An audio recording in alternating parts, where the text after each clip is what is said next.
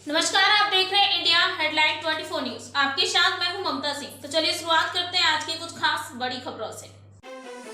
दो राज्यों एमपी और यूपी में बीते 48 घंटे से आतंक का पर्याप्त बना तेंदुआ अब तक वन विभाग की पकड़ से नाकाम रहा। तेंदुए ने अब तक 5 लोगों पर हमला किया, जिसमें से 2 की हालत गंभीर बनी हुई है। रीवा जिले के त्योंथा के जने क्षेत्र में इस खूंखार तेंदुओं का आतंक जारी है। इसी बीच भाजपा के पूर्व विधायक श्यामलाल द्विवेदी ने तेंदुओं को पकड़ने की जिम्मेदारी खुद उठाई है। हाथ में जाल लेकर ग्रामीणों के साथ खेतों में उतरे और खुद सर्चिंग शुरू की। उनका कहना है कि प्रशासन की नाकामी ने उन्हें यह कदम उठाने पर मजबूर कर दिया। 27 दिसंबर की घटना ने पूरे इलाके में दहशत फैला दी है। एक किशोर जब शौचालय के लिए खेत गया था, तभी झाड़ियों में छिपे तेंदुए ने जानलेवा हमला कर दिया। आसपास मौजूद लोगों ने किसी तरह उसे बचाने का प्रयास किया, लेकिन तेंदुए ने उन पर हमला कर दिया। कुल मिलाकर इस हमले में 5 लोग घायल हुए हैं। इनमें से 2 की हालत गंभीर बताई जा रही है।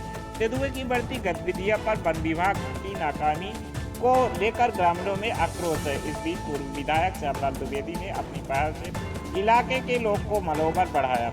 उन्होंने खुद तेंदुओं को पकड़ने की कोशिश की। फिलहाल तेंदुआ अभी भी पकड़ से बाहर है और ग्रामीणों से भय का माहौल है। देखना होगा कि प्रशासन कब तक इस खूंखार तेंदुओं को काबू में कर पाता है और इलाके में शांति। ये इसलिए आवश्यकता पड़ी कि ये जो गरीब लोग खड़े हैं, कोल जात के हैं, और इन्होंने हमारे साथ लोकतांत्रिक संग्राम में भाग लिया है। मैं भी एक सामान्य आदमी हूं, गरीब घर से हूं। जब मुझे अवसर मिला था, टिकट पार्टी ने मुझे, भाजपा ने दिया, ये सभी आदिवासी लोगों ने दिल खोल के मेरा साथ दिया, मुझे विधायक बनाया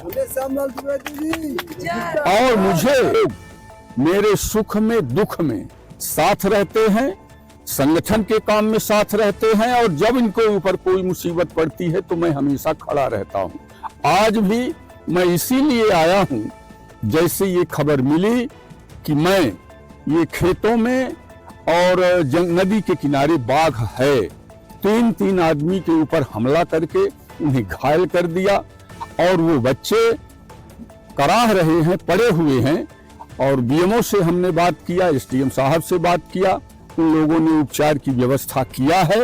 और ये राई के खेत हैं, यहाँ से भी निकलता है, उछलता है, 20-20 फीट लंबी छलांग लगा के आदमी के ऊपर चढ़ बैठता है। ऐसा भयानक बाघ है। मैं शासन प्रशासन से, मैं आदरणीय उप मुख्यमंत्री माननीय राजेंद्र शुक्ला जी से, माननीय सांसद आदरणीय जनार्दन जी मिश्रा जी से ये आग्रह करूंगा कि शासन प्रशासन के ऊपर दबाव डालें कि इन गरीब आदिवासियों की सुरक्षा करें। रात में ये निकल नहीं पाते, शौच के लिए नहीं निकल पाते, पेशाब करने के लिए निकल नहीं पाते, घरों में कैद है। आज भी दिखा है, नदी के किनारे बाघ दिखा है। इसलिए मैं आया हूं, इनको हौसला बढ़ा रहा हूं, हिम्मत बढ़ा रहा हूं। ये टीआई साहब जने यहाँ हैं, इनको भी हमने कहा है और इन्होंने भी कहा है कि मैं पूरी सुरक्षा करूंगा।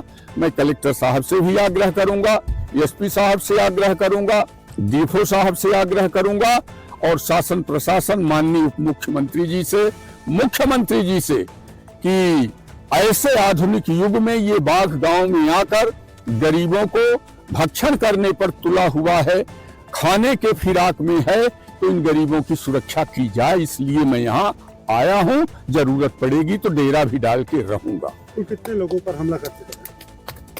यहाँ ये 5 लोगों के ऊपर हमला किया है।